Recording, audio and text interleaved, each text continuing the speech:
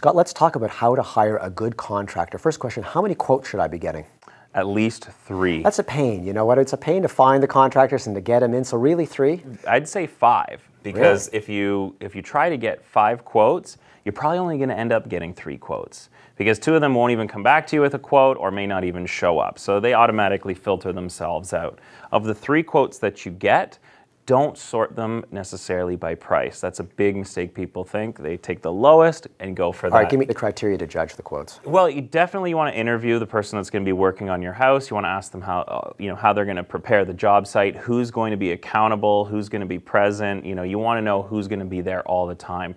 Absolutely must have is quotes, signed contracts, a scope of work. So it outlines everything they're going to do and how much it's going to cost. If there are any changes, which there will be during the construction, you need a change of work order. So, you're always aware of exactly what's being done, who's doing it, and how much it's gonna cost. Okay, last question for you, Scott. I've hired a contractor, he's in my house. What are some signs that this isn't gonna work out very well? I made a bad choice. When he starts asking for payments, which aren't part of your contract agreement, if he's asking for too much money up front, or on Friday all of a sudden he requires a payment, not good.